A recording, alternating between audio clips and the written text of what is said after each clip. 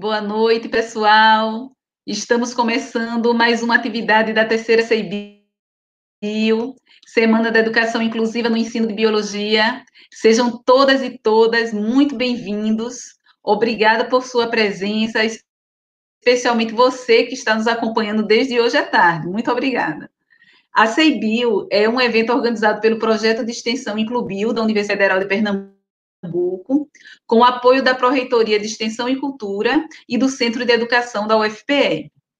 Nossos parceiros são o CAPPE e a Grê Metropolitana Norte e a Metropolitana Sul. Nosso evento está sendo realizado no período de 21 a 25 de setembro. Então, ainda temos muitas atividades pela frente. Eu espero, então, contar com a presença de todos vocês, certo? Meu nome é Cristiane Menezes, eu sou docente da Universidade Federal de Pernambuco, o meu sinal é esse, é um C. Sou coordenadora do projeto de extensão Inclubio e também da terceira CEBIL. Deixa eu tentar me audiodescrever para quem está nos acompanhando pela primeira vez e ainda não me conhece. Eu tenho os cabelos longos, de cor castanho escuro e olhos da mesma cor. Estou vestida com uma blusa vermelha, estou usando óculos de grau, colar preto e brincos de cor prata. Atrás de mim, em uma parede amarela, tem um quadro que no primeiro plano tem o casario do sítio histórico de Olinda. E no segundo plano tem o mar e o porto da cidade do Recife. E na frente do quadro tem o vaso onde predominam flores em cores branca e rosa. Hoje à noite, nós temos duas convidadas. Nós temos as professoras Milena Lopes, que será nossa palestrante, Olá, e também a boa noite professora a todos. Sara Ingrid Borba. Então, bem-vindas, meninas. Sejam realmente bem acolhidas por toda a família Inclubio e por todos os que estão aqui assistindo essa transmissão.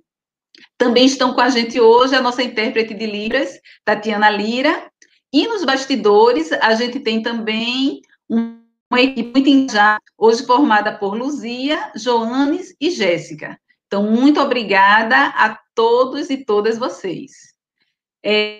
Nosso tema de hoje é os desafios para a garantia da educação inclusiva em tempos de pandemia, relação família-escola. Essa é uma discussão fundamental nesse momento que nós estamos vivendo e foi bastante solicitada pelos professores da educação básica. Mas antes de falar um pouquinho sobre nossas convidadas, eu gostaria de lembrar a vocês que estão aqui conosco assistindo nossa transmissão que fiquem atentos ao chat, porque durante a palestra a gente vai disponibilizar o link para a inscrição nessa atividade. É por meio dessa inscrição que nós teremos o registro da frequência. E é a partir disso que nós vamos emitir os certificados da atividade que estamos iniciando agora, certo? Então, lembrem-se de fazer essa inscrição. E, além disso, o chat vai estar aberto a todo momento e vocês podem registrar suas dúvidas e comentários. Então, participem bastante. Agora, vamos falar um pouquinho das nossas convidadas de hoje. Então, a professora Milena Lopes Ferreira é pedagoga, é especialista em educação especial e também em gestão da educação. Atua como professora do atendimento educacional especializado no município de Jaboatão dos Guararapes. A professora Sara Ingrid Borba é mestre em educação popular, comunicação e cultura e psicopedagoga, atuante em sala de recursos multifuncionais. Bem-vindas mais uma vez, professoras, grata por aceitarem o nosso convite e de estarem aqui com a gente nesse momento. Eu passo agora a palavra a vocês, pedindo que, antes de iniciarem suas apresentações, vocês se descrevam um pouquinho para o público que está nos assistindo. Então, a palavra é de vocês. Obrigada. Olá, boa noite a todos e a todas. É um prazer imenso, né, estar com vocês aqui, nesse evento tão importante para a gente falar de um tema super pertinente, né, principalmente para esse momento de pandemia, né, essa relação da família e a escola, né, em meio a um ensino remoto que chegou às nossas vidas. Bem, vou me audiodescrever, de forma bem sucinta. Eu tenho cabelos castanhos claros, longos, estou usando um batom rosa escuro, estou usando brincos circulares, grandes e azul claro. Atrás de mim tem uma cortina bege e do meu lado aparece uma estante repleta de objetos, com livros, materiais de escritório, e estou usando uma camisa branca e fones de ouvido também brancos.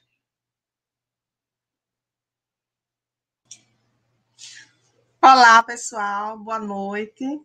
Meu nome é Sara Ingrid, como já foi apresentado.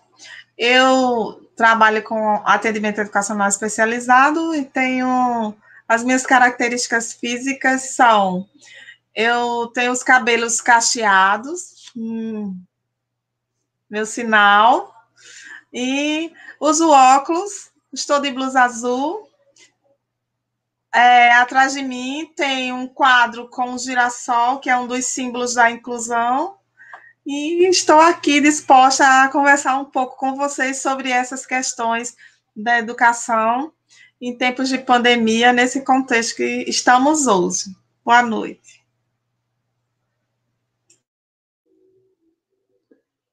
Pronto, então a gente vai começar, né, a nossa conversa.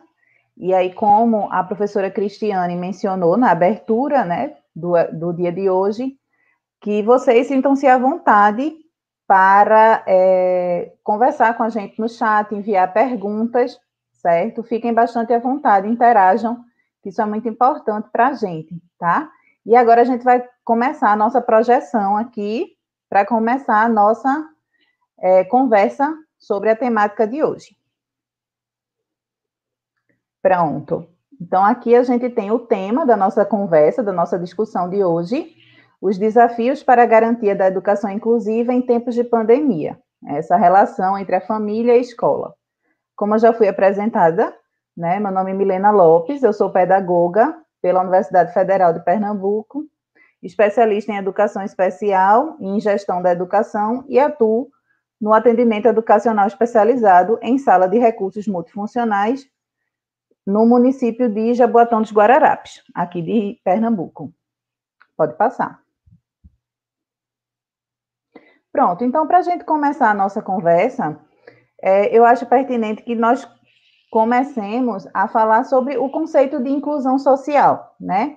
O que é uma inclusão social? Inclusão social é o conjunto de ações que garante a participação igualitária de todos na sociedade. Então, essa palavra todos é muito importante para a nossa discussão, porque quando a gente pensa em inclusão, logo nos vem à cabeça as pessoas com deficiência. E inclusão não se refere apenas às pessoas com deficiência, mas sim a todas as pessoas que compõem a nossa sociedade.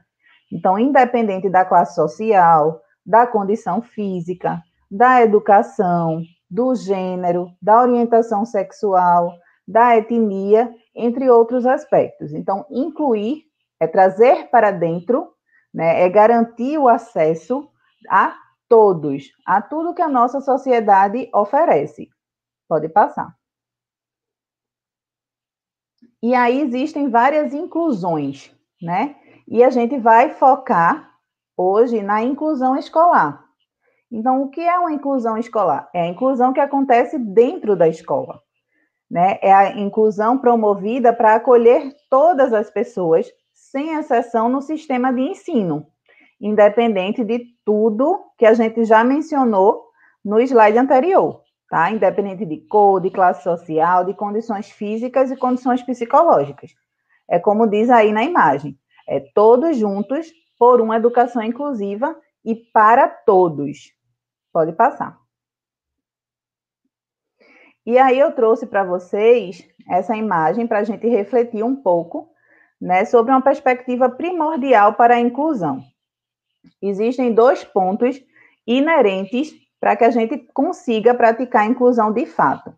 Primeiro, a gente precisa entender que são as diferenças que caracterizam o ser humano. Então, nós somos humanos e nós somos naturalmente diferentes uns dos outros. E a segunda perspectiva é que é impossível existirem pessoas iguais. Então, partindo desses dois pressupostos, né, que são as diferenças que nos caracterizam enquanto seres humanos, e que é impossível existirem pessoas iguais. Sabemos que existem pessoas iguais fisicamente, né? No caso dos gêmeos, mas existem essência, personalidade, e isso nos faz diferentes, nos faz únicos. E isso é muito importante. Então, quando a gente entende essas duas premissas, a gente consegue, né, ter um olhar mais sensível a práticas inclusivas.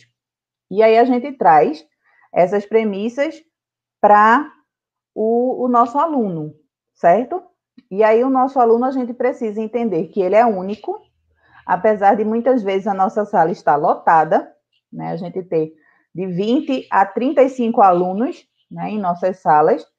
Então, a gente tem, cada aluno é único, cada aluno é um ser singular e social, e cada aluno possui uma história de vida que merece ser conhecida e é super importante que seja levada em consideração durante o seu aprendizado. Então, quando a gente entende que o nosso aluno tem essas três características primordiais, né, e que enquanto ser social, ele se constitui como um ser histórico e diferente. Então, a gente começa a entender o que são práticas inclusivas. Quando a gente se preocupa com essas características individuais e as valoriza e as leva em consideração para promover a aprendizagem, a gente começa a praticar a inclusão tão sonhada, tão debatida, né? Tão ansiada pela nossa sociedade atual. E muitas vezes o termo inclusão ele é usado de forma irregular, né? A gente sabe que muitas escolas, muitas instituições, eles se dizem inclusivos e quando a gente vai olhar de fato as práticas, elas não são tão inclusivas assim. Pode passar. E aí, por que essa inclusão de fato ainda não acontece? Porque não é fácil. Não é fácil a gente promover a inclusão, não é fácil a gente desenvolver uma educação inclusiva, né? E aí a gente consegue adquirir, né, realizar uma educação inclusiva quando a gente passa a construir acessos e derrubar barreiras, né? Então, existem incontáveis barreiras para impedir ou dificultar o desenvolvimento de uma educação inclusiva. E aí a gente tem, com a pandemia, um aumento dessas barreiras, um aumento dessas dificuldades, que a gente vai ver um pouquinho mais à frente. Pode passar. E aí eu trouxe para vocês alguns desses desafios que circundam a educação inclusiva, tá? O primeiro e o mais importante, o que mais deve chamar a nossa atenção, é o desafio dessa individualidade e peculiaridade de cada criança, adolescente, adulto ou idoso, que é nosso aluno, apesar do mesmo diagnóstico. O que é que eu estou querendo dizer com isso? Vamos lá.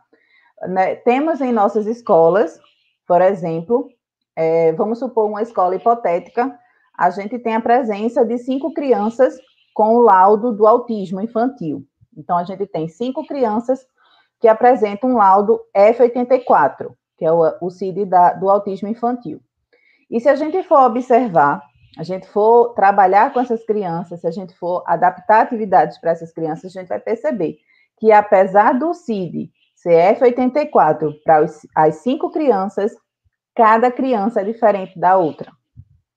Então, a gente não pode só se guiar pelo diagnóstico.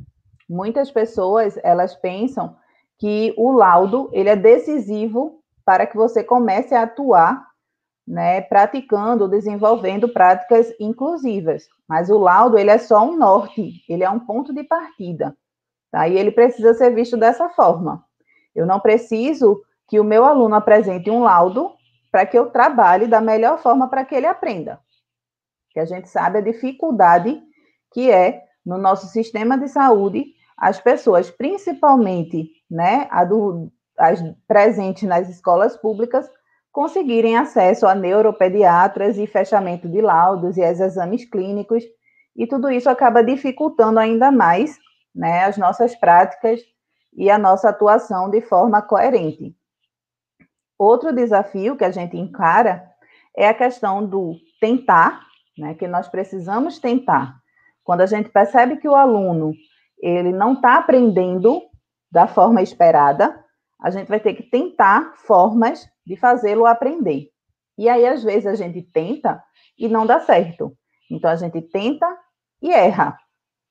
E aí, é meio que inerente da maioria dos seres humanos, quando se depara com o erro, não querer mais fazer, né? Desistir. E aí é o que acontece com muitas crianças nas salas de aula de hoje. É aquela criança que o professor tentou uma metodologia, não deu certo, e aí o professor entende que não vai dar certo, aquela criança não vai aprender, e aí não tenta de novo. Só que para a gente fazer uma educação inclusiva, a gente precisa tentar, errar, tentar e errar, quantas vezes forem necessárias até a gente alcançar o acerto, né, tão esperado, tão desejado, porque ele vai chegar. É aquela coisa, todo mundo pode aprender. A gente só precisa identificar a forma como essa pessoa vai aprender, porque ela vai aprender, com certeza. Pode passar. E aí, Milena, só são esses desafios? Não, tem muito mais, tá? Então, a gente percebe também um corpo docente, né, e também um corpo gestor de muitas escolas resistente às mudanças. E para incluir, é necessário mudar. A gente precisa mudar, a gente precisa se adaptar. Aquele conceito de que a criança possui alguma deficiência, possui alguma síndrome, possui algum transtorno, e ela vai ter que se adaptar à escola, não é inclusão. Isso é integração. A gente precisa incluir. Então, nós precisamos adaptar o meio, adaptar as nossas práticas para receber essa criança, esse adolescente, esse idoso que está chegando na nossa escola. E aí, a gente tem resistência para isso, né? Aquela coisa, em time que está ganhando não se mexe. Mexe sim, porque a vitória vai ser muito maior, porque a vitória tem que ser de todos. Eu não posso deixar uma pessoa para trás e atender as outras pessoas. Ninguém pode ficar para trás na inclusão. Outra questão é a questão do comodismo. Muitas pessoas associam a educação inclusiva a mais trabalho. É muito complicado. Eu vou demorar muito mais tempo para adaptar as atividades. É complicado, sim. Demanda um pouco mais de tempo, sim. Mas é necessário. A gente precisa fazer. A gente precisa incluir. Somos educadores. A gente trabalha para promover a aprendizagem de nossos alunos. Então, a gente não pode aceitar que existem em nossas salas de aula alunos que não estejam aprendendo. Se ele não está aprendendo, eu preciso arrumar uma forma de fazê-lo aprender. Eu não posso me acomodar, ele não vai aprender, então deixa, ele vai passar de todo jeito, né? Porque existe também uma cultura de progressão automática para as crianças com deficiência. E isso acaba alimentando esse comodismo de muitos professores. Tem a questão do pessimismo, que é aquela coisa do demanda muito tempo e não vai dar em nada. Por quê? Porque é aquela coisa do tentar e errar, tentar e errar. E muita gente desiste nesse processo. Então, o pessimismo é quando ele esbarra nessa desistência, porque acredita que não vai dar certo, não vai continuar, ele não vai aprender. E a gente sabe que não é bem assim, né? Que quando o resultado vem, é extremamente maravilhoso, né? Mais gratificante. A questão do miopismo, que é achar que essa causa é desnecessária, né? Ele é 1 no meio de 25, de meio de 35. Então, eu não preciso estar investindo meu tempo, minha inteligência, minha paciência nele, o que é um absurdo, né? Mas a gente tem muitos profissionais e muitas instituições que, infelizmente, né, alimentam práticas e posturas dessa forma. E a indiferença, né, que é aquela coisa do tanto faz. Principalmente quando a gente tem crianças com deficiência que não dão trabalho, vamos dizer assim, né? Porque quando a gente tem, por exemplo, uma criança com laudo de autismo nível 3, associada a uma hiperatividade, essa criança ela é um desafio muito grande para esse professor, então ela não passa despercebida.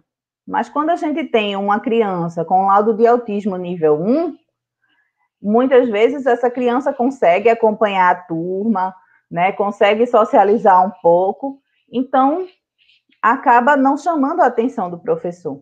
E aí, para ele, é tanto faz como tanto fez. E esses são desafios absurdos, né, na nossa prática para a inclusão. Pode passar.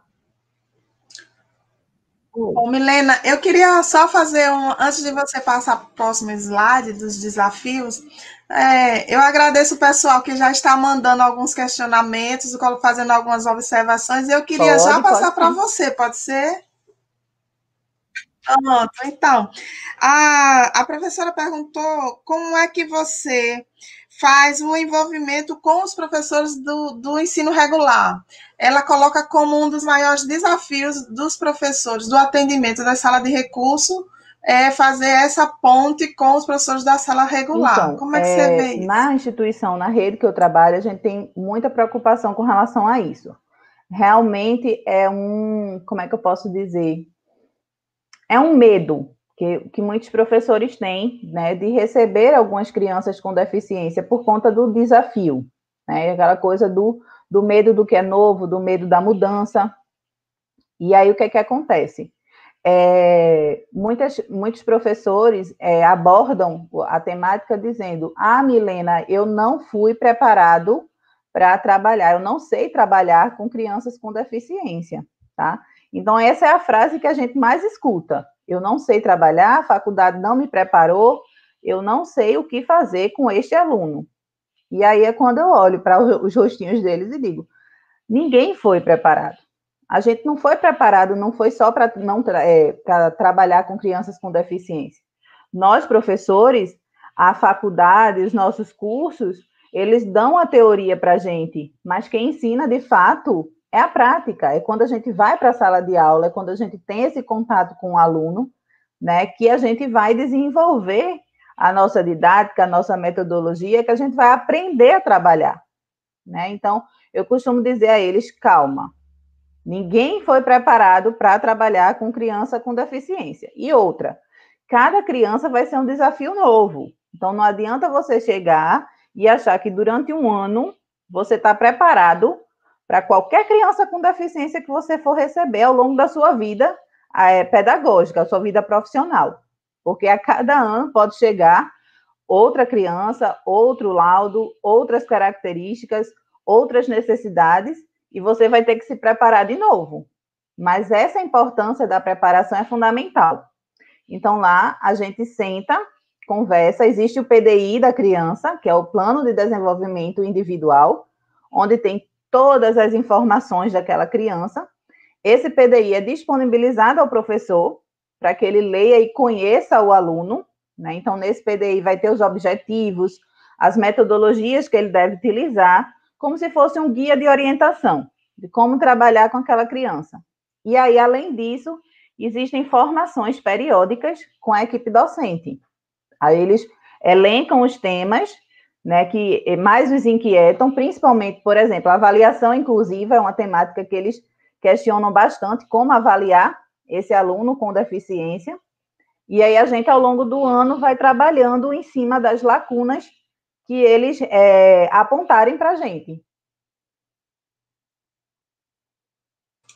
Outra coisa que você colocou, Milena, que já está chegando algumas observações aqui para nós, em cima da sua fala, você não acha que, por falta de laudo, os profissionais atendem de uma mesma forma as crianças que apresentam dificuldades semelhantes? Porque você destacou aí como um dos grandes desafios, né, da educação inclusiva, compreender a especificidade de cada um, né? Que cada aluno, mesmo que seja autista, 2 alunos autistas não são iguais, não têm atendimentos iguais, não são tratados da mesma forma, porque eles têm as suas especificidades. E quanto a isso também, eu gostaria de ressaltar que a escola, durante muito tempo, ela veio trabalhando nessa uniformidade, né? Um ensino programado, projetado para todos, mas quando você destaca o todos no início, agora o todos vem fazer sentido. Como é esse todos, né, que a gente deve trabalhar? Então, a educação para todos, respeitando as suas especificidades. Na sala de aula regular, ou comum, como alguns chamam, esse atendimento, ele parece que é uniforme para todos. E aí a criança com sua deficiência, com alguma especificidade, ela fica ali no meio dos demais e acaba se perdendo na questão de entender o seu desenvolvimento. Aí vem a fala que você colocou, que muitos não receberam e como trabalhar isso na sua formação. Aí a gente já traz uma nova questão para essa discussão, que é a questão da formação docente. Né? Se nós formos observar as licenciaturas, então deveria ter muito mais disciplinas e questões práticas para que fossem atender a essas especificidades dos alunos, né? Porque o professor da sala regular, ele precisa ver, independente se ele é autista, se ele tem síndrome de Down, se ele tem a questão de surdez e outras mais, ele precisa atender cada criança diferentemente. E esse é o grande desafio da escola, né? Esse é o grande desafio do profissional desde a educação básica, né? Aí é quando alguém me pergunta isso, eu digo, gente, isso não é só um desafio nosso, é um desafio de todos, né? Porque ninguém é igual a ninguém. E a gente acaba esquecendo disso. Aí eu queria que você falasse um pouco disso, sobre essa questão desse atendimento que acaba sendo uniformizado. Vou trabalhar assim para os autistas, porque eles não têm o laudo.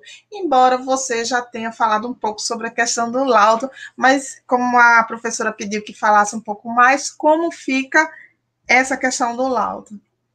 Pronto. O que é que acontece?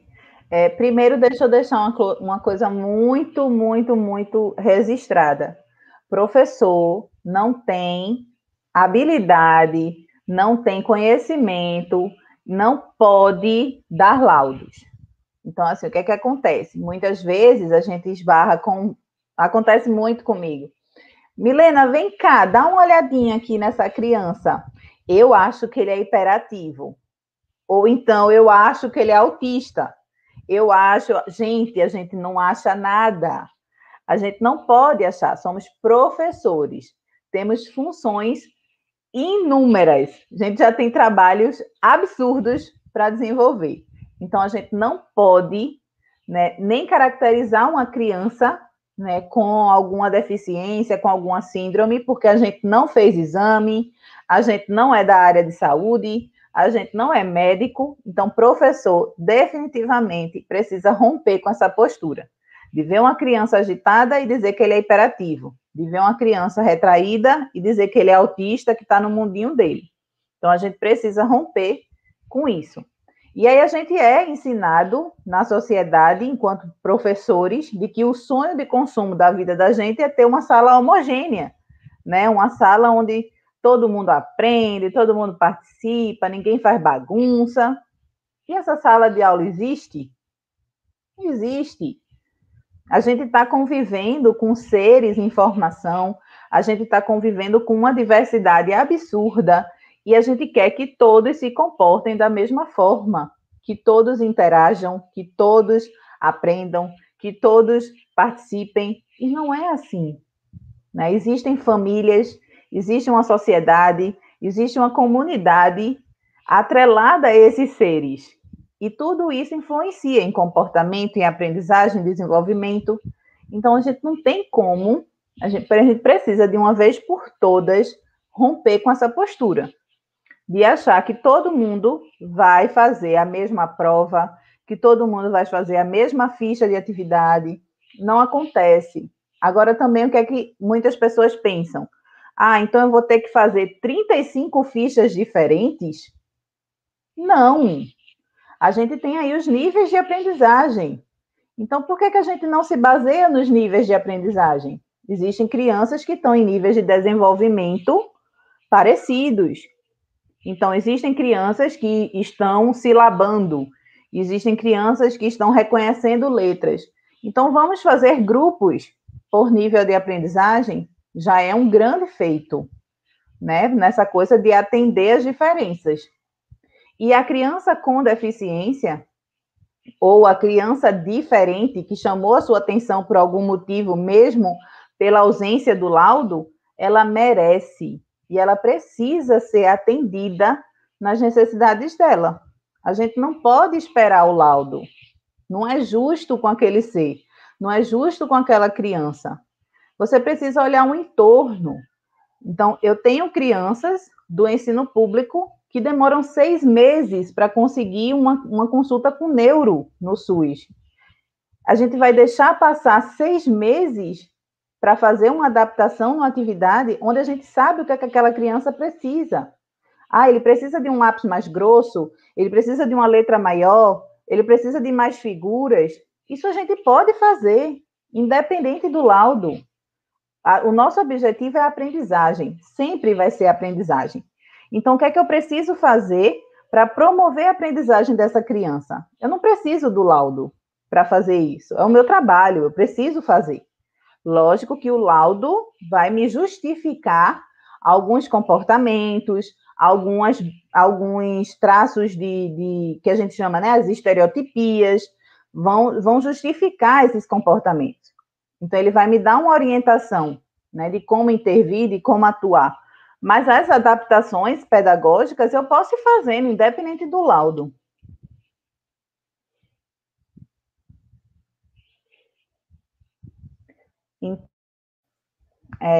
Acho que respondi, né, professora Sara? Acho que sim, hein? Eu espero que a pessoa esteja satisfeita. Mas se não tiver, pode colocar aqui que a gente fala novamente, sem problema. Tem uma questão em relação a isso também que eu gostaria de destacar, que a sua fala você foi falando e foi me trazendo isso, que é justamente como a gente olha para a criança, né? Ou o jovem, ou o adulto que está no nosso atendimento. Eu costumo dizer que a gente fala de onde os nossos pés pisam. E eu estou falando aqui, eu acho que você também, dessa nossa realidade que é o atendimento educacional especializado em sala de recursos multifuncionais, não é isso? Então, eu costumo fazer a seguinte reflexão. Independentemente de qual seja a dificuldade ou especificidade de deficiência dessa criança, eu costumo observar onde é que ela está no seu desenvolvimento de aprendizagem. Você trouxe uma coisa muito importante, que é compreender esse desenvolvimento da criança nas suas fases, se a gente trabalha com aprendizagem, então se ela está silabando, se no pré-silábico, né? Então, aí eu observo isso e vou, a partir daí, caminhar com ela, tentando trazer elementos que ajudam a superar suas dificuldades, né? E aí, uma coisa que é importante a gente considerar é a necessidade de a gente aprofundar nas teorias, né? A gente conhecer o desenvolvimento humano, estudar, pesquisar sobre o desenvolvimento humano e especificamente o desenvolvimento das crianças, né? Porque isso vai dar uma base de compreensão muito grande sobre todas as outras teorias de aprendizagem que vem seguindo. Piaget, Vygotsky, né? Vallon, como chamam, né? Vai trazendo essas relações que são pertinentes ao desenvolvimento da criança. E sem isso, não há material adaptado, não há ação que vá ter um resultado, porque você pode olhar e utilizar um elemento muito importante, um material didático muito rico, e não funcionar com determinada criança, né? Porque não é aquele material que vai ajudá-la de onde ela está para avançar. Então, é preciso aquela coisa, não é daquele material que ela precisa, né? Isso, ela precisa da compreensão de onde ela está no próprio desenvolvimento. E um cuidado que a gente tem que ter, eu chamo a atenção, é a questão de Avaliar, você falou da avaliação, avaliar a criança tomando como mediação a turma, o outro, cada um é cada um, não é isso? E aí os desafios que nós temos cada dia, são vários desafios. São inúmeros, incontáveis, e eles só aumentam. E aí a gente tem, nessa questão da avaliação que você falou, eu sinto muito a necessidade pedagógica, né, da valorização dos pequenos avanços, né? Então, o que é que a gente espera? A gente espera o 10 na prova de português, a gente espera o 10 em matemática, né? A gente foi criado para isso, né? A nossa sociedade cobra, né, da gente os 100%. E aí, às vezes, a gente deixa de valorizar os 20%, os 30% de avanço que o nosso aluno teve. Então, a gente precisa entender, de fato, como aquele aluno chegou para a gente, o que é que a gente quer, o que é que ele precisa aprender, né? E em quanto tempo ele vai adquirir esse aprendizado, de que forma ele vai. Então, é por isso que é tão importante, no caso das crianças com deficiência, do PDI, porque o PDI, ele traz tudo isso, né? Então, se eu não souber como esse aluno chegou para mim, o que eu trabalhei com ele, e como ele está se apresentando no final, eu não posso avaliá-lo de forma coerente. Porque muitas vezes os avanços são pequenos. É aquela criança que não pegava no lápis, e aí com 6 meses está rabiscando uma folha. Não teve avanço? Teve avanço. Ele chegou para mim sem pegar no lápis, e agora ele pega e rabisca. Então, eu tenho que levar isso em consideração. Mas o que é que acontece? A minha turma, ela pega no lápis, ela escolhe a cor, ela pinta dentro do contorno e o meu aluno só rabisca. Aí, o que é que faz? Avalia para baixo essa criança. E não pode ser assim. Nesse caso, o laudo é extremamente importante, porque ele garante que aquela criança não seja avaliada da mesma forma que as outras.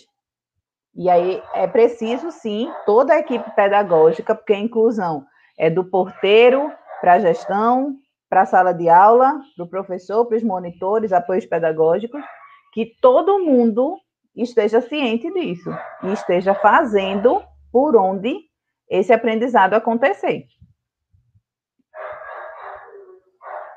E aí a gente vai dar continuidade aqui, porque ainda tem desafio. Vamos passar o slide, por favor? Pronto. E aí a gente já acabou conversando sobre esse primeiro tópico, né, que é essa necessidade de apoio junto aos professores.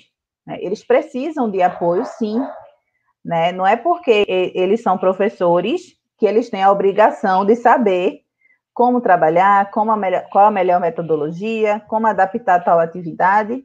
Não, ninguém sabe de tudo, né? Mas eles precisam estar dispostos a aprender. Então, o ser humano, ele é capaz de aprender, ele é capaz de se desenvolver. É da nossa essência, né? Isso é inerente a gente desenvolve. E aí a gente precisa sempre estar motivando esses professores, sempre orientando, sempre escutando, porque eles precisam muito da nossa escuta, tá? A gente precisa adaptar aulas e atividades. O que é que acontece? A gente pensa que adaptar aulas e atividades é deixar mais fácil, né?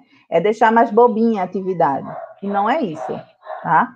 Adaptar aulas e atividades é pegar o mesmo conteúdo e trabalhar ele de uma forma que aquela criança entenda o que eu quero.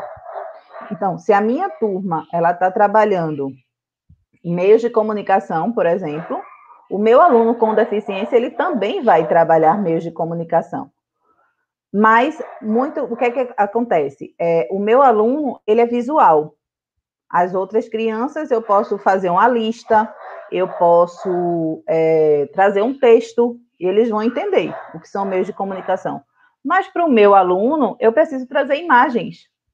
Eu preciso trazer imagens do que são os meios de comunicação. E a partir dessas imagens, ele vai entender do que é que eu estou falando. Isso já é uma adaptação. E aí, o que é que a gente precisa entender? Que essas adaptações, elas são maravilhosas para a aprendizagem, não só da criança com deficiência. Todo mundo ganha quando a gente usa mais lúdico, quando a gente usa mais concreto, quando a gente usa mais imagens, quando a gente usa ações, quando a gente usa mais atividades coletivas. Então, todo mundo tende a ganhar, né? E o aprendizado, ele flui de uma forma muito melhor para todo mundo. Então, a gente precisa romper com essa ideia de que eu só vou adaptar a aula para a criança com deficiência e eu vou adaptar a aula deixando ela mais fácil, né? Eu vou deixar ela mais bobinha, eu não vou dar nem trabalhando o conteúdo. Isso não é adaptação, tá? Então, a gente precisa entender isso. E usar os materiais didáticos diversos, já como eu falei aqui.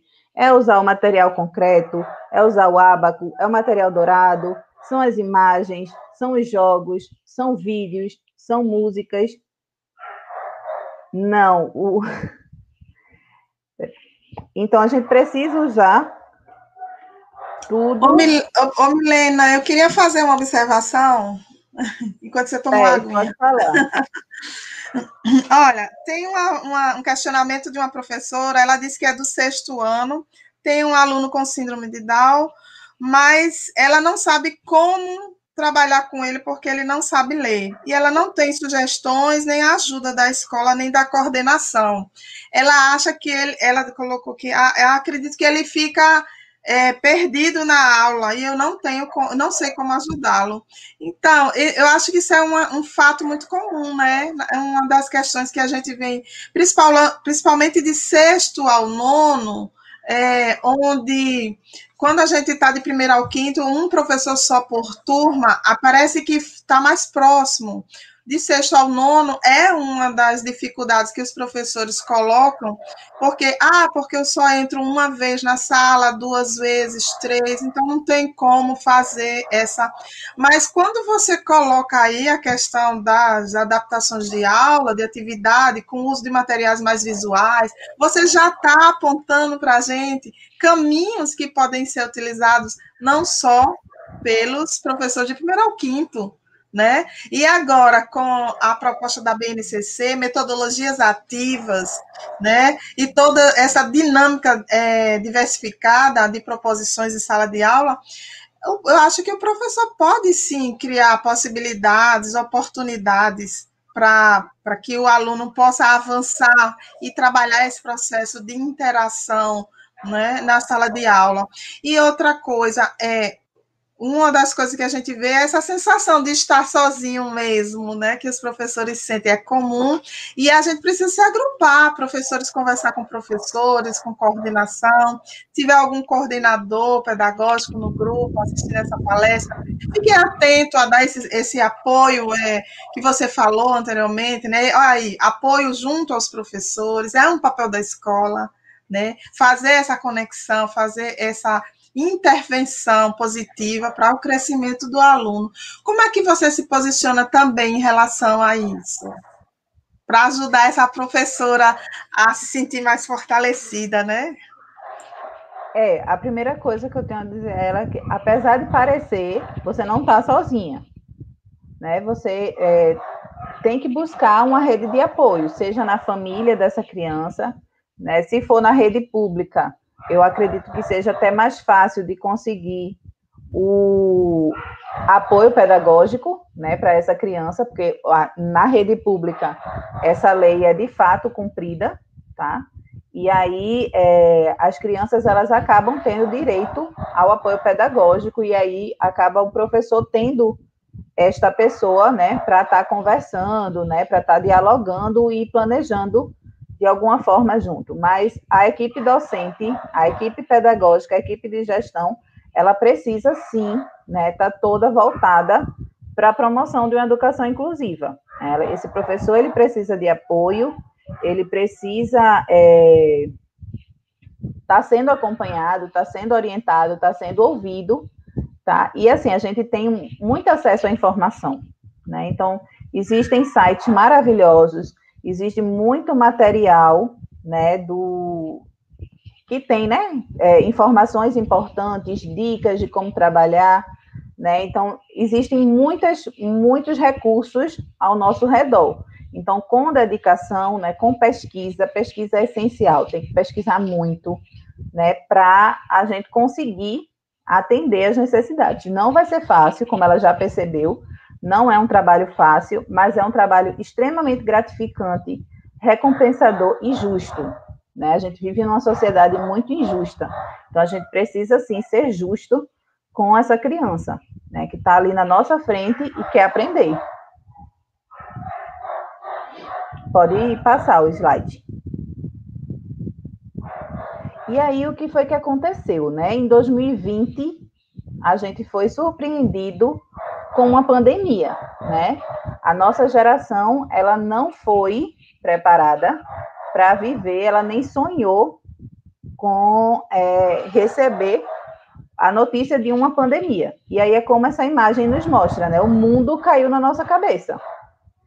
E aí surgiu um vírus que foi letal para milhares de pessoas, está sendo ainda, e a gente tem essa dificuldade em se adaptar. E aí, de repente, a gente vê tudo fechando, a gente vê lockdown, a gente vê milhares de pessoas morrendo em nosso país. E agora, né? O que é que vai acontecer? O que é que o futuro nos reserva? Será que teremos um futuro? Ficou tudo, de repente, muito incerto. Pode passar. E aí, virada de ano, né? Ano novo, a gente começa a fazer os nossos planos. Então, milhares de pessoas, né, acharam 2020 vai ser o ano, né? Então, a gente fez muitos planos, muitas mudanças foram pensadas. E aí veio a pandemia, mudou a rotina mundial e fez o mundo parar, né? Ou pelo menos desacelerar, na grande maioria dos segmentos. E aí a gente passa a viver nas nossas casas, a gente passa a usar máscaras, a gente passa a conviver com o medo constante de contaminação e com o medo constante de uma possível morte prematura ou pelo vírus, enfim. E a gente redobra os cuidados com a higiene e adota o ensino remoto em muitas de nossas comunidades. Então, a gente está vivendo, como a imagem diz, né, o novo normal. Né? A gente está vivendo uma nova realidade e a gente está se adaptando a essa nova realidade. E aí a educação inclusiva, que já enfrenta tantos desafios, né, se vê diante de mais um desafio mundial. Né? E agora, né, o que é que vai ser da educação inclusiva? O que é que a gente vai precisar fazer para que ela seja, né, garantida do ensino remoto? Pode passar. E aí algumas perguntas, né, surgem na nossa cabeça. Como desenvolver práticas inclusivas à distância, né, de forma remota? Como promover a acessibilidade no ensino remoto? Como fortalecer os vínculos entre família e escola sem um encontro físico? E agora, como é que a gente vai fazer? Né? Como é que a gente vai agir? Então, foram muitos questionamentos, ainda são muitos questionamentos. Né? A gente não tem muitas respostas, né? Nem para o que vai acontecer ou como vai caminhar, a gente só tem um único objetivo. Eu acho que um objetivo coletivo, né? Uma esperança coletiva é o surgimento da vacina. Né? Então, estamos esperando, ansiosos, né, pelo surgimento dessa vacina. Pode passar. E aí, segundo o MEC, né, a gente tem uma orientação geral, né, que as atividades remotas, as não presenciais, elas devem incluir os estudantes com deficiência, os estudantes com TEA, que é o transtorno do espectro autista, e os estudantes com altas habilidades, além de envolver parcerias entre profissionais especializados e professores e dar orientações e apoio necessário aos responsáveis. Então, essa é uma orientação do MEC para a educação inclusiva, ela não é uma orientação para a pandemia, tá? Então, o MEC orienta que precisamos trabalhar desta forma, incluindo sempre os estudantes com deficiência, com TEA e com altas habilidades, que são os estudantes público-alvo, né, do AEE nas escolas, né? Os estudantes público-alvo das salas de recursos. Pode passar. E aí a gente vem, né, com algumas estratégias pedagógicas, né, para garantir a educação inclusiva em tempos de pandemia. O que a gente pode fazer, né? Que está um caos, que está todo mundo com medo, que está todo mundo sem resposta, a gente já sabe, né? Que as escolas estão fechadas, que a gente não sabe, né, se vai reabrir, se não vai reabrir, se tem condições, se não tem condições, mas enquanto isso a gente precisa fazer alguma coisa. E aí os municípios, né, algumas escolas, a grande maioria, né, das escolas particulares adotaram o ensino remoto. E aí vem outros desafios, né? Será que os nossos alunos têm tecnologia para esse tipo de ensino?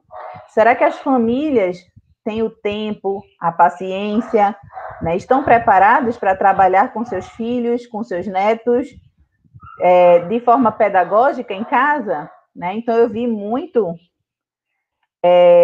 memes no início da pandemia, né, dizendo que os pais estavam agradecendo absurdamente os professores que não sabiam que o nosso trabalho era tão difícil, né, de fazer, e aí sentiram na pele, né, as dificuldades, toda a paciência que a gente tem que ter. Então, são muitos desafios, são muitas dificuldades para todo mundo, e a gente precisa juntos, né, encontrar estratégias para resolver, né, ou minimizar essas dificuldades. E aí a gente tem a primeira estratégia, né, que a gente está batendo nessa tecla desde o começo, que é respeitar os diferentes níveis de desenvolvimento. A gente precisa manter isso no ensino remoto, tá? Então, não adianta eu estar fazendo as atividades para os meus alunos e disponibilizar para o meu aluno com deficiência aquela mesma atividade. Não dá. A gente já conversou e a gente precisa fazer essas adaptações. A gente precisa respeitar, né, esses níveis de desenvolvimento também no ensino remoto. Compreender os estilos de aprendizagem e ritmos de produção pessoal. O que é que acontece? Eu estou recebendo muitos relatos, né, de adolescentes que estão extremamente cansados por causa do ensino remoto, porque há uma cobrança exagerada, há um número de atividades para serem feitas muito maiores do que quando o ensino é presencial, né? Porque no ensino presencial não dá tempo, né? Existem várias interferências externas que atrapalham o andar da aula, né? É um recreio, é um recado que tem que dar na sala de aula, é uma conversa paralela que tem que dar aquela pausa e retomar a atenção da turma, e isso vai consumindo o tempo da aula. E no ensino remoto essas interferências não existem. E aí o que é que acontece? Tome atividade, tome atividade, tome atividade. Só que eles estão na frente de uma tela de computador, então tá professor cansado, tá aluno cansado, né? E a gente precisa rever isso, a gente precisa perceber como é que as nossas crianças, os nossos adolescentes, eles aprendem, né? E o ritmo dessa produção. Será que vale a pena tanta atividade? Será que está sendo produtiva? Né? Não tem como a gente estar exigindo do nosso aluno tanta coisa, como a gente não está dentro da casa dele, a gente não sabe como é que está a realidade, a gente não sabe como está o psicológico, né, dele, da família, e a gente precisa levar isso em consideração. E aí a gente tem que estar constantemente estimulando a autoestima, né, e valorizando, né, as produções, o esforço, a presença, né, sempre, sempre, sempre, sempre, né, é aquele aluno, o ensino remoto, quando a gente pensa assim, muitas pessoas me perguntam, Milena, mas ele não quer ficar na frente do computador, né, e aí o que é que eu faço para ele parar na frente do computador? E aí a gente fica pensando, né, meu Deus do céu, o que é que a gente vai fazer? Ele não para na frente do computador, ele não quer prestar atenção, nada prende a atenção dele, mas você tem que deixar aquele computador ligado. Porque se você não deixar aquele computador ligado, a gente não vai estar incluindo aquela criança. Eu não vou obrigar, eu não vou obrigar aquela criança a parar na frente do computador e fazer com que ela preste atenção às 4 horas seguidas, né? Não tem como. Se uma criança tem hiperatividade, se uma criança tem autismo, ela não vai render. E aí a gente fica com essa preocupação. A gente precisa pensar nisso, e aí a gente precisa sempre, né, tá valorizando, né, tá pensando no que essa criança precisa de fato. Eu preciso colocar o computador ligado. Quando for de interesse dela, ela vai para frente do computador, ela vai parar para ouvir, ela vai ver, né? E aí fica mais fácil para a gente, né, garantir uma aprendizagem de fato, tá? Ok, professora Milena, eu queria fazer uma observação. Você traz uma questão muito importante, que é sobre essa questão do trabalho em casa, né? As crianças cansadas, as crianças em frente ao computador de forma excessiva até, né? Então, tem casos que as crianças têm que copiar a tarefa do celular ou do computador para que possa ser feita em sala. Então, uma coisa que eu acho significativo é nós pensarmos como trabalhar com as crianças nessa educação remota, né? Porque eu acho que a gente não pode repetir o processo escolar presencial no âmbito remoto. Isso tem que ficar claro. Nesse contexto onde você descreveu, em que as crianças estão necessariamente envolvidas com suas questões familiares, estão tensas, se elas estão com dificuldade, problema de saúde, muitas vezes familiares que vieram a sofrer desse vírus também, né? Ok, professora Milena, estamos aqui fazendo. Então, o que é que você pensa sobre essa questão? É algo que a gente pode jogar para todos? E um desafio que se coloca é trabalhar com as questões emocionais das crianças, né? Como trabalhar com essas questões emocionais. E o trabalho remoto, ou o trabalho à distância nesse momento, eu acho que tem que ser voltado, sim, para manter essa interação, fazer essa conversa com eles, para que eles falem de suas experiências, para que promova a interação entre os alunos, não apenas com foco acadêmico, né? Isso, mas voltando para a questão das emoções deles. É muito importante que eles possam falar. E as experiências que nós temos, eu conheço algumas experiências em que o aluno com autismo, ele tem o encontro com o professor e com a turma, onde eles falam como é que eles estão e o que eles têm feito. E alguns dão dicas uns para os outros. E isso é muito bonito, né? Então, eu acho que esse é o trabalho. A educação especial também não pode... E eu acho que não só para a educação especial, mas para todas as crianças também do ensino regular. Como é que a gente vai lidar com essa questão? É isso, trabalhando esse momento de emoção. É como se a gente fosse trabalhar só com foco acadêmico, a gente vai ignorar o que nós estamos passando, o que professores estão passando, o que os alunos estão passando, certo? Então, é importante isso, que nós possamos fazer. E você coloca também outro ponto, que é o ritmo da aprendizagem, da produção. Nós não podemos pensar nesse sentido. Temos que pensar o quê?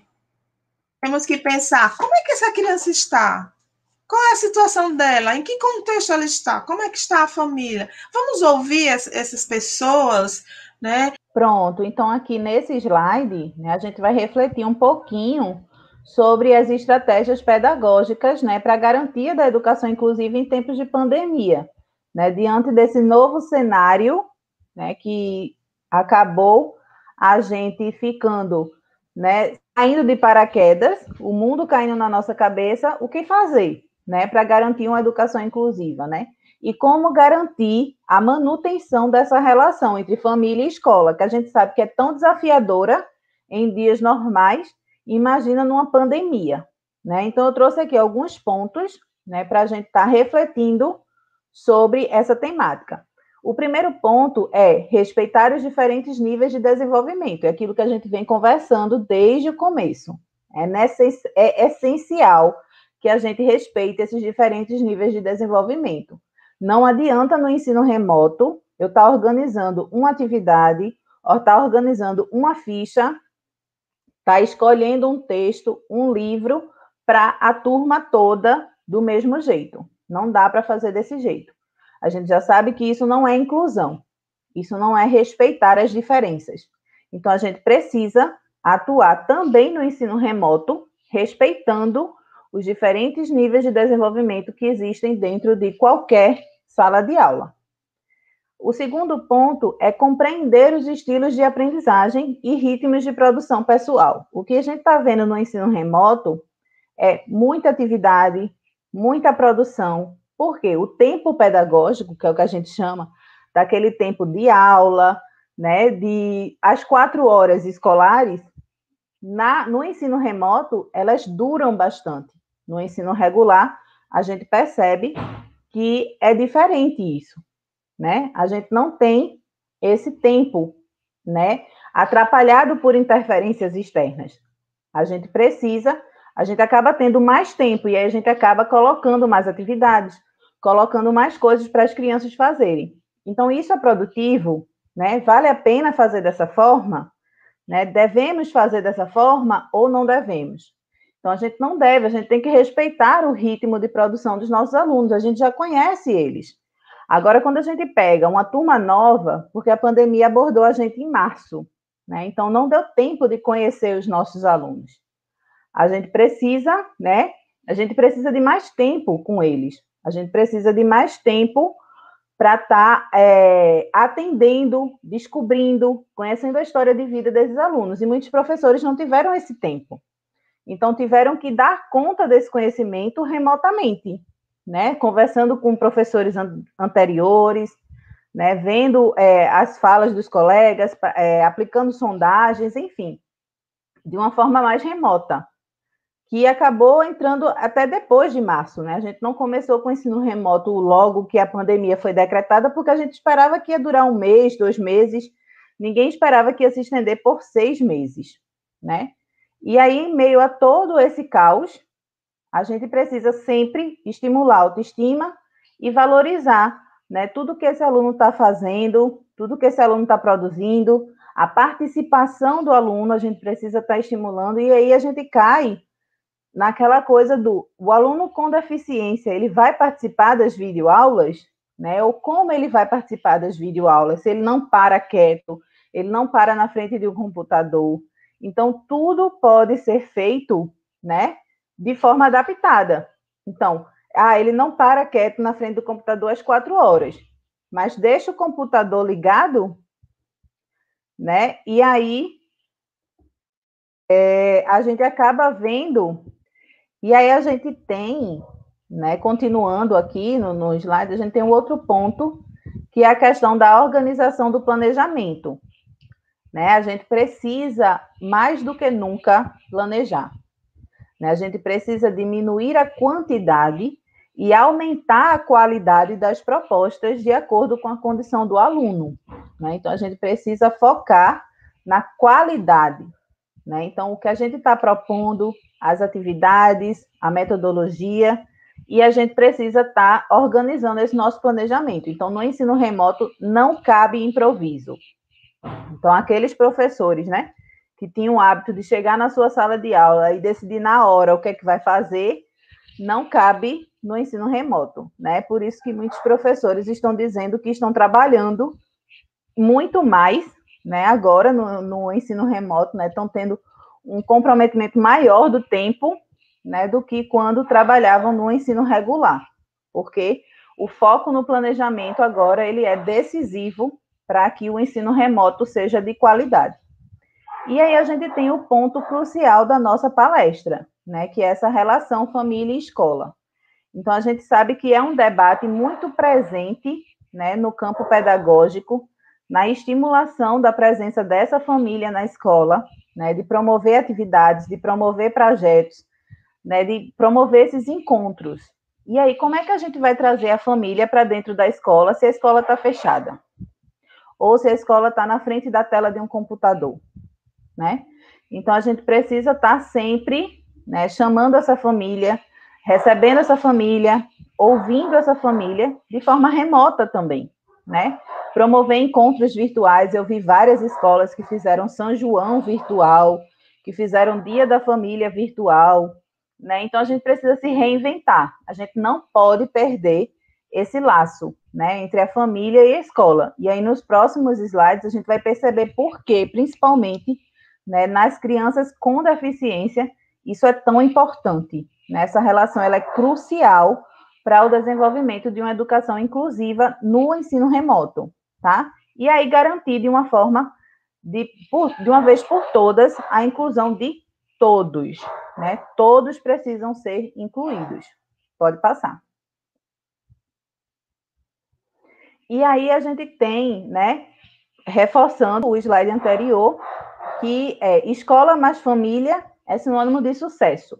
E aí, de quem é esse sucesso? Da criança, do adolescente, do aluno. A escola e a família, elas precisam estar juntas, né, para cumprir com um objetivo maior, que é garantir a aprendizagem desse aluno. E aí foi como eu disse, o melhor caminho é planejar. A gente não pode improvisar. E trabalhar de forma articulada e dialógica com a escola e a família. Pode passar. E aí a gente tem, né, várias questões muito importantes, né? A gente precisa sempre, né, na questão da educação inclusiva de qualidade, conhecer o contexto de cada aluno, né? E agora, no meio da pandemia, isso é ainda mais importante, porque conhecendo o contexto, eu vou saber, meu aluno tem acesso à internet? Então, adianta eu estar fazendo videoaulas, adianta eu estar mandando slides, adianta eu estar mandando vídeos, ele vai ter acesso a esse material, né? Ah, meu aluno tem com deficiência, na casa dele tem um computador para 5 irmãos, para 10 irmãos, e aí quem é que vai usar esse computador, né? Como é que isso pode ser realizado? Ah, mas a criança com deficiência, ela precisa muito mais do concreto, né? Ela precisa muito mais de jogos. E aí, como é que esse material vai chegar nesse aluno? Porque virtualmente a gente sabe que nem todas as crianças com deficiência vão conseguir interagir de forma coerente, de forma positiva com a tecnologia do computador, né? A gente tem crianças com paralisia cerebral que têm dificuldades de movimentos que não vão conseguir teclar, né? Ou crianças com déficit de atenção, crianças com autismo, que a gente chama de autismo severo, né, que é o autismo nível 3. Então, a gente tem que pensar, né, a gente tem que conhecer esse contexto de cada aluno para pensar na aula que a gente vai propor, né? E aí é onde entra principalmente as famílias, né? Porque como é que eu vou conhecer o contexto do meu aluno?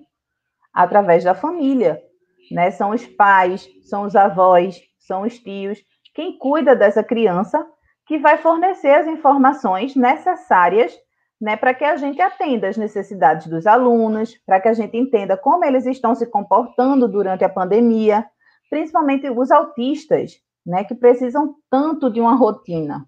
E aí a gente teve, nós que não temos autismo, nós tivemos um rompimento severo na nossa rotina e sentimos absurdamente.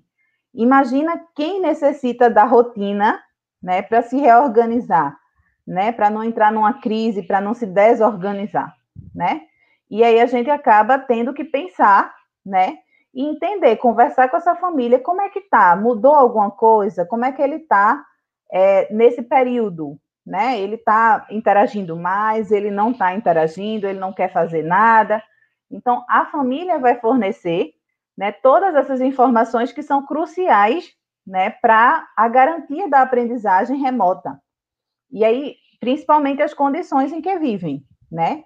E aí a gente precisa muito entender, né, se possui acesso à tecnologia, e aí a gente frisa aqui a questão da internet, principalmente, que é o principal meio de comunicação atual, e como é esse acesso, né? Se tem acesso para todo mundo, se é um celular para todo mundo da casa, que horário ele vai ter acesso a esse computador, esse celular, enfim. tudo isso tem que ser pensado no planejamento, né, de nossas aulas, de nossos encontros. E aí, formando um quebra-cabeça onde todas as peças se encaixam, a gente tem a escola, a família, os professores e o aluno. Pode passar. E aí eu frisei bastante, né, essas palavras, a atenção do aluno, porque é o maior desafio do ensino remoto, principalmente para as crianças com deficiência, né? Como garantir, né, que o meu aluno fique atento ao que eu estou disponibilizando, se eu não estou lá, se eu não estou presente, né, se ele não tem esse contato físico, né, comigo, e como é que eu vou fazer ele prestar atenção no que eu estou falando, no que eu estou propondo, né? Se é tão difícil já presencialmente, imagina remotamente, né? Então a gente precisa, né, organizar as ações baseadas nas informações que foram passadas pelas famílias, né, de formas como a gente vai garantir a atenção desse aluno. E aí eu vou dar um exemplo prático para vocês. Eu tenho eu acompanho um aluno que tem autismo, nível 2, e ele tem como principal reforçador os dinossauros. Ele adora os dinossauros. E ele estava com muita dificuldade, né, em prestar atenção, em parar na frente do computador. E aí uma coisa muito simples que eu propus, né, para a família, que a gente já tinha até a experiência de outra criança no ensino regular que tinha dado certo, e aí eu disse, vamos tentar?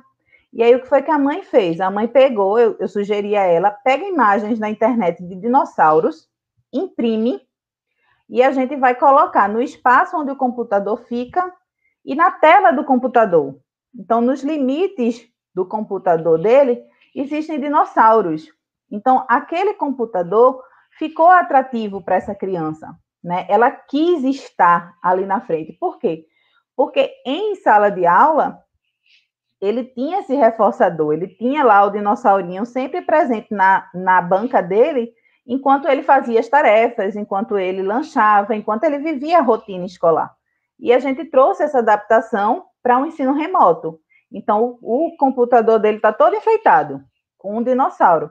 E a gente garantiu a atenção dele. Obviamente que ele não fica as 4 horas, né, na frente do computador, que é tão difícil para crianças que não têm deficiência, né, quanto mais para as que têm, né? Então, a gente precisa buscar estratégias, né, de como chamar a atenção do nosso aluno. Mas, principalmente, a gente precisa proporcionar esse contato. É como eu disse, ele não fica na frente do computador, mas deixa o computador aberto, que em algum momento vai chamar a atenção dele. E aí, quando ele sentir vontade, ele vai lá, para, senta, assiste, vê os colegas, interage, o professor chama, e aí na hora do conversar, ele fala, ele conversa com as crianças, e aí a gente acaba garantindo, de certa forma, a presença, o contato, né? O vínculo, a gente mantém esse vínculo com a criança e a escola. E aí, gradativamente, a gente vai inserindo atividades que desenvolvam as habilidades, né? A gente não vai reforçar as dificuldades.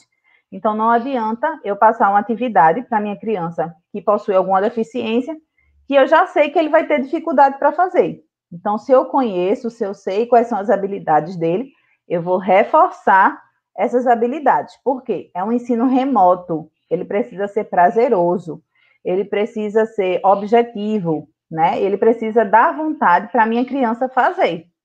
Então, eu preciso preparar atividades, né, que desenvolvam essas habilidades das minhas crianças, né? E aí eu vou utilizar uma gama de recursos, sejam visuais, sejam jogos, sejam brincadeiras, né? E aí a gente não pode abandonar, né, a questão da faixa etária do aluno, né? Se aquele recurso é adequado para aquela faixa etária, e também as possíveis limitações que essa criança apresenta. Então, não tem como, né, eu ter uma criança que possui paralisia cerebral, com a dificuldade severa de movimentos, né, comprometimento dos movimentos dos membros superiores, eu não posso propor a ele um jogo que precisa movimentar peças, né? Não tem como eu pensar nesse tipo de metodologia para trabalhar com o meu aluno. Então, eu preciso entender o que é que ele vai conseguir fazer, né, dentro das suas possíveis limitações, tá? E aí a gente tem uma vantagem enquanto pedagogos, né, que é essa coisa da criatividade. Então, o pedagogo é um dos profissionais mais criativos que eu conheço. Então, a gente consegue transformar materiais recicláveis em jogos maravilhosos, né? A gente consegue estar ensinando aos pais, fazendo oficinas virtuais de como organizar esses materiais, de como construir materiais, super importante. Alfabeto móvel, colocar a rotina para os autistas na parede, né, através de imagens. Então, tudo isso, o vínculo entre escola e família vai garantir uma educação inclusiva, né, de qualidade no ensino remoto. Pode passar. E aí, o que é que os professores, né, precisam estar bastante atentos, tá? Quando estiver no ensino remoto, né, principalmente para as crianças com deficiência, eles precisam explicar cada atividade de forma detalhada, tá? Então, eles precisam dizer exatamente o que é que eles querem. Não adianta colocar textos, um vocabulário muito rebuscado. Não adianta fazer isso. A gente precisa explicar direitinho, ser bastante objetivo. Se for necessário, marca lá de amarelo, né, a parte central da sua questão, o que é que você precisa para chamar a atenção daquela criança, tá? Conversar sempre com a criança virtualmente, né? Então, não ser aquela coisa gelada, né, da tela. Manda um vídeo perguntando: oi, como é que você tá? Tô com saudade. Me conta o que é que você está fazendo. Manter esse vínculo, né? Dizer que está preocupado, contando um pouquinho, né, do que você está fazendo. Sempre tá conversando de alguma forma com essa criança. Assisti um desenho legal, passa o link, né? Hoje em dia tudo se comunica muito facilmente através de aplicativos de redes sociais, WhatsApp, Instagram. Então, todo mundo se comunica muito facilmente, né? Então, não tem como você não manter, né, esse contato virtual com a criança. Lembrando que grande parcela dessas crianças, infelizmente, não estão tendo acesso ao ensino remoto por não ter acesso à tecnologia, tá? E aí a gente esbarra na maior barreira que a pandemia acabou mostrando para a gente já sabia que ela existia, só que agora a sociedade tem certeza da existência dela, que é esse abismo, né, existente na nossa sociedade, né? Algumas pessoas possuem acesso à tecnologia, possuem condições de aprender em suas casas, mas a grande maioria não, né? E a gente precisa se preocupar bastante com isso. E o nosso sistema educacional ele precisa pensar, né, de agora para frente, como tentar minimizar essa barreira, né? A gente acaba tendo várias barreiras para acessibilidade, né, nas teorias. Tem as barreiras físicas, arquitetônicas, atitudinais, e a pandemia trouxe essa barreira tecnológica, né? Mostrou para a gente que existe uma dificuldade imensa e uma falta de acesso imensa, né, para a maioria das nossas crianças a esse mundo virtual. E aí a gente precisa criar projetos e possibilitar a interação com outras crianças, né? Então, é tudo muito sem contato, né? Tudo muito sem afeto nesse mundo mais privado que a gente está vivendo, né? A gente não pode sair de todo jeito, a gente não pode ir para onde a gente quer, a gente não pode encontrar os nossos amigos, e a gente precisa encontrar formas de fazê-los interagir, seja por vídeo, seja por fotos, seja por... Muitas escolas agora fizeram carreatas, né, onde as pessoas passavam nos carros e acenavam, né, para os professores e tal. Então, isso é uma forma de manter essa interação, de manter esse vínculo. E aí, por que não pensar nesses projetos, por que não pensar nessas atividades que estimulem a participação da família, né? Então, muitas pessoas das famílias já voltaram a trabalhar, né? Mas muitas outras ainda estão em casa, né? Sejam por ser grupo de risco, sejam porque as atividades estão realmente suspensas. E aí, por que não envolver, né? Por que não propor atividades práticas? Faça com seu pai, faça com sua mãe, né? E aí a gente acaba vendo essa coisa. Lógico que você não pode colocar na atividade esse vínculo, né? Veja com alguém da sua família, porque a gente, sabendo o contexto das nossas crianças, vai ter criança que é criada com a avó, com o avô, com o tio, só com a mãe. Então, a gente acaba tendo que estar prestando atenção, né, também nesses enunciados, principalmente quando a gente vai envolver a família, né? Principalmente as configurações familiares que existem na nossa sociedade. A gente precisa levar isso em consideração. Outro ponto muito importante é utilizar materiais que as famílias já possuem em casa, né? Porque eu vejo muitos professores pedindo materiais super difíceis, né? Que nem toda família tem, né? E a gente acaba tendo essa dificuldade, né? Acaba frustrando os nossos alunos, que eles não vão conseguir realizar aquela atividade, a família não vai conseguir realizar a atividade. A gente está vivendo num período de pandemia, né, de economia de recursos, então a gente não pode estar comprando tudo, a gente não pode estar a cada semana, né, fazendo uma lista de materiais, mandando o pai comprar lápis de cor, hidrocor, cola, cartolina, porque não faz parte do nosso contexto atual. A gente precisa utilizar o que está na nossa frente.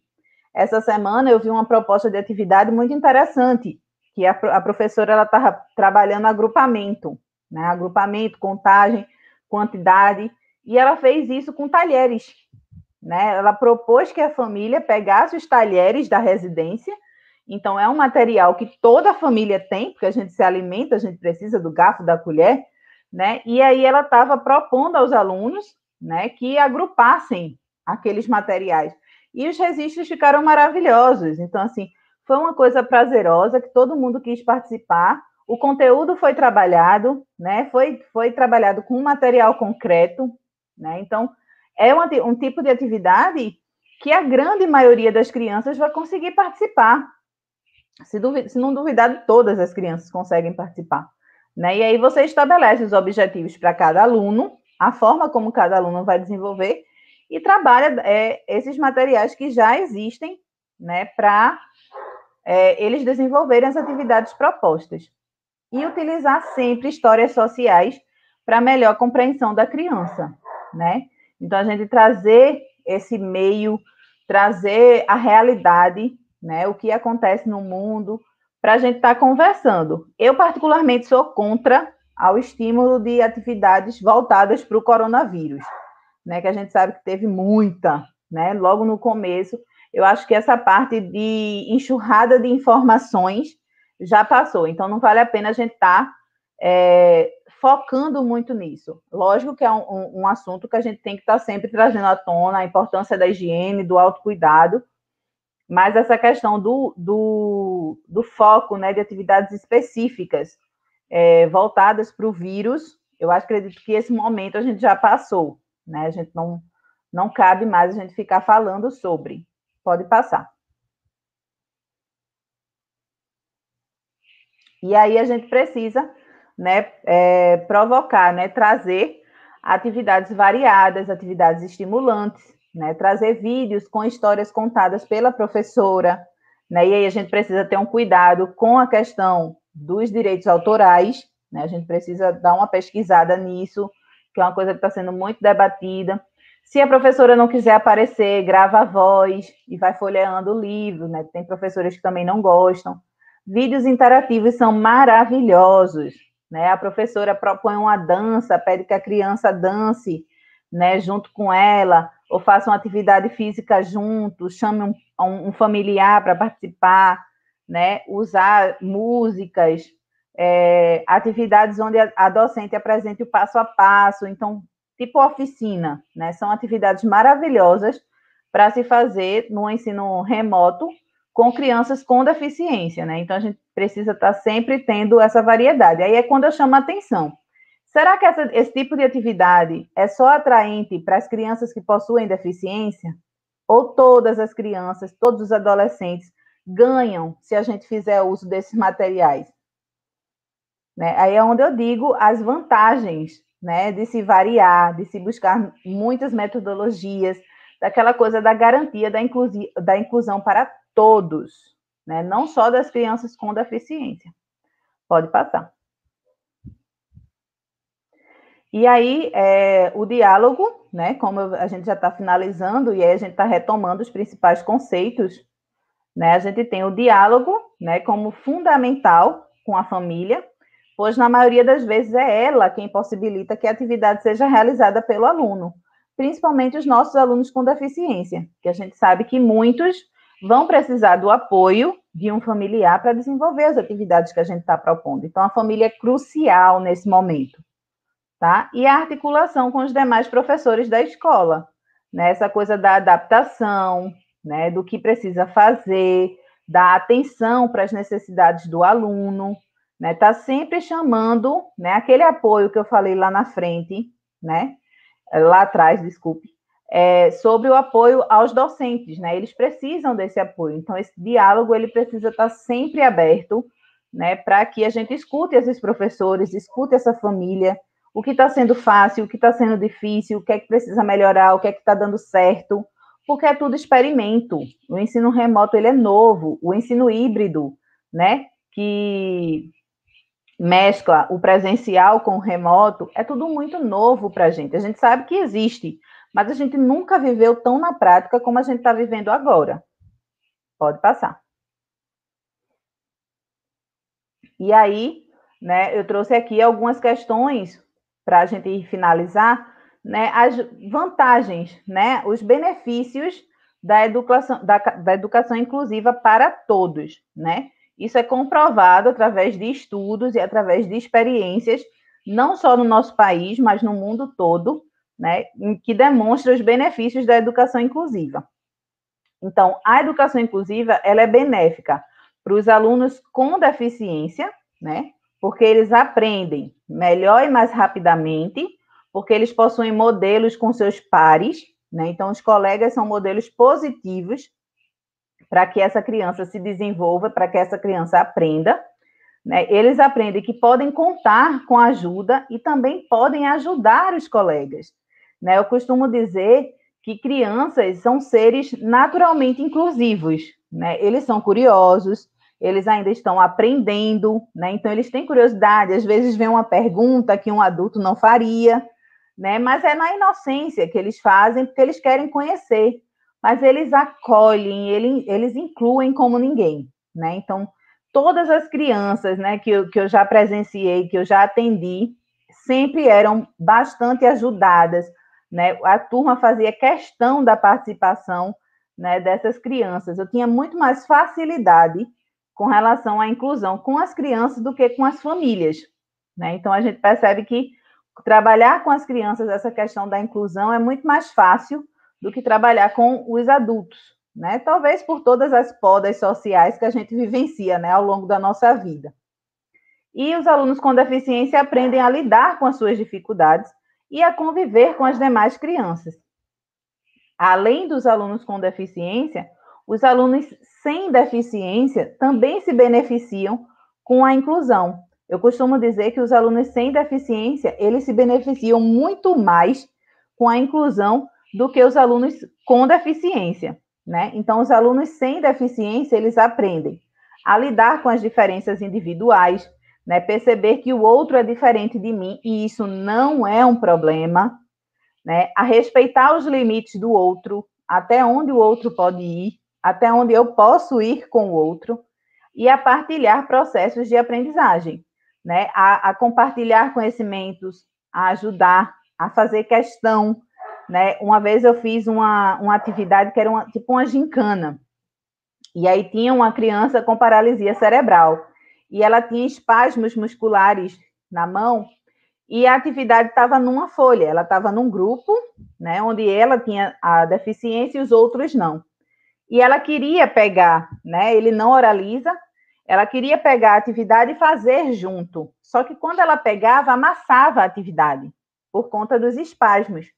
E aí teve um coleguinha do grupo e disse, não deixa ele pegar não, ele está amassando.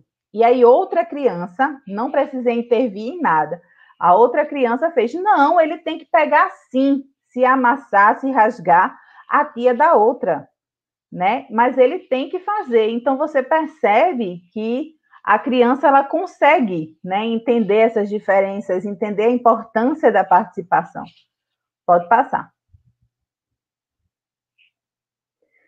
E aí, todos com deficiência ou sem deficiência, né, quando estão inclusos, né, em meio a práticas inclusivas, eles aprendem, né, eles compreendem e aceitam os outros, eles reconhecem as necessidades e competências dos colegas, eles respeitam todas as pessoas, eles aprendem a construir uma sociedade mais igualitária, eles aprendem a desenvolver atividades de apoio mútuo, a criar e a desenvolver laços de amizade, a preparar uma comunidade que apoia todos os seus membros e a diminuir a ansiedade diante das dificuldades. Então, em 2 slides, dá para a gente perceber, né, os inúmeros benefícios de uma educação inclusiva para todos, não só para as crianças com deficiência, mas para as crianças sem deficiência também. Pode passar. E aí, né, num período onde a gente não tem muitas dúvidas, né, entre o que é fato e o que é fake, né, eu trouxe aqui fatos, né, diante de tudo que foi exposto, né, é fato que as famílias precisam ser ouvidas. A gente precisa ouvir essas famílias, entender o que está dando certo, o que não está dando certo, o que pode melhorar. Os alunos com deficiência não podem ser esquecidos. A câmera não pode estar desligada, o aluno não pode ser dispensado daquela aula, o aluno não pode ficar sem receber uma atividade adaptada para a necessidade dele. O ensino remoto precisa atender tudo isso. A gente também tem como fato que não está sendo fácil para ninguém. É um período novo para todo mundo. É uma metodologia nova para todo mundo. Então, não adianta dizer, está sendo fácil para os professores porque não estão dentro da sala de aula, não estão tendo que lidar com os alunos e todas as outras dificuldades. E os professores que não possuíam computador e tiveram que comprar um computador, será que eles tinham condições financeiras para isso? Será que eles têm os aplicativos corretos? Será que eles têm a familiaridade com a tecnologia? Enfim, não está sendo fácil para ninguém. A pandemia expôs ainda mais as diferenças sociais e econômicas. Então, coisas que a gente sabia que existiam em nossa sociedade, mas que às vezes a gente fingia que não estava vendo, a pandemia veio e mostrou para todo mundo que nem todo mundo tem acesso à tecnologia, que nem todo mundo tem acesso à internet, que existem diferenças sociais gritantes, que existem famílias que têm a condição de ter a sua despensa farta, de fazer as 3 refeições, mas tem família que não tem condições. Tem muitas famílias que perderam, né, o ente, né, que mantém financeiramente a família, ficou desempregado com a pandemia, e aí foi mostrando cada vez mais as diferenças sociais e econômicas. Outro fato é que a gente precisa buscar alternativas. Não dá para ficar esperando a pandemia passar, porque a gente pensava que era 1 mês, 2 meses, e a gente já está há 6 meses convivendo, né, com o vírus.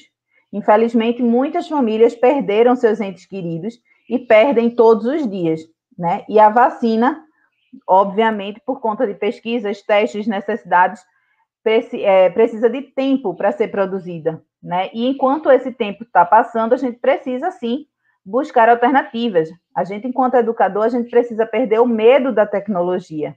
A gente tem que realizar e propor atividades interessantes, lúdicas, motivadoras e pedagógicas. Mas a gente precisa também entender e ter a consciência de que de março até hoje, que foi quando foi decretada de fato, né, a pandemia, a gente já evoluiu bastante e a gente aprendeu muito, né? Quantos professores, eu falo por mim, né, foi conhecendo ambientes virtuais, foi conhecendo aplicativos, foi entendendo como é atender remotamente, né? E aí a gente acaba tendo que viver com tudo isso, conviver, aprender coisas novas. Então a gente também precisa reconhecer que a gente evoluiu como professor, né? E a gente aprendeu bastante. Isso a gente também não pode deixar de lado. Não que seja bom, não que seja positivo, todo momento que a gente está passando, mas a gente precisa reconhecer todo o nosso esforço, né, nesse período. Pode passar. E aí, eu queria deixar para vocês, né, a frase que eu acho que é central para a questão inclusiva dentro de uma escola, que é ensina-me de várias maneiras, pois eu sou capaz de aprender. Essa frase é de Cíntia Leão da Silva Costa. Eu quero agradecer a todos vocês, né, por terem me escutado, por terem compartilhado suas dúvidas, compartilhado experiências, né, levantado questionamentos ao longo desse período que a gente passou junto.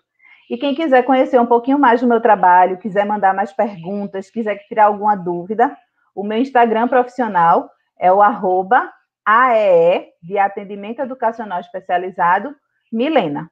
Tá? Então, muito obrigada, professora Sara, né, pela companhia maravilhosa, pelos questionamentos, pela mediação. Muito obrigada, professora Cristiane, pelo convite, né, e a todas as pessoas que estiveram aqui nos bastidores, né, fazendo esse encontro acontecer, e a todos os participantes. Muito obrigada mesmo. Obrigada a todos vocês, Milena. Eu agradeço por estar aqui, muito obrigado. E que isso sirva de uma grande reflexão para nós, né? E a gente possa aprender, como a sua última mensagem falou, é um momento de aprender e reaprender, a viver e a conviver juntos, apesar da pandemia. Um grande abraço. É verdade. E bem como vocês disseram, né, nosso tempinho já está acabando. Tivemos alguns probleminhas com a conexão, mas conseguimos prosseguir. Parabéns, Milena, parabéns, Sara, pelo belíssimo debate. Realmente esse tema ele necessitava ser discutido, e de fato são muitos desafios, mas também percebemos, através da fala de vocês, né, muitas possibilidades também de superá-los, não é mesmo? E, além disso, ficou bastante evidente, né, que a educação inclusiva é um trabalho coletivo, colaborativo, feito a muitas mãos, na qual é realmente importantíssimo a gente contar com essa participação mais ativa da família. Isso realmente é essencial, como vocês também destacaram. Então, mais uma vez, agradeço pela participação de vocês aqui na CEBIO. Queria saber se vocês querem dizer mais alguma palavra antes de nós nos despedirmos. Só obrigada para todos. Minha palavra é gratidão. Gratidão por tudo, pelo convite, pela possibilidade. É sempre importante, né? Na nossa sociedade atual, a gente está debatendo sobre inclusão, né? Garantindo a participação de todos nesse ensino remoto, né? Nesse distanciamento social, a gente tentar formas de se aproximar um pouquinho mais e não abandonar essas famílias. Elas precisam muito da gente, né? Não só durante a pandemia, mas depois também. Uhum. Verdade. Então, mais uma vez, obrigada, meninas. Grata também a Tatiana, nossa intérprete, e a todos também do Projeto Inclubio, que estão aqui nos bastidores.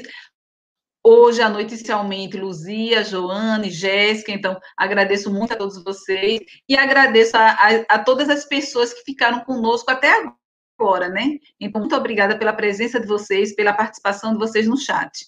Aproveito para convidar já para as atividades de amanhã, certo? Então, amanhã, dia 23, teremos no horário da tarde, a partir das 15 horas, um momento muito especial, com compartilhamento de experiências desenvolvidas por professoras da Rede Estadual de Pernambuco.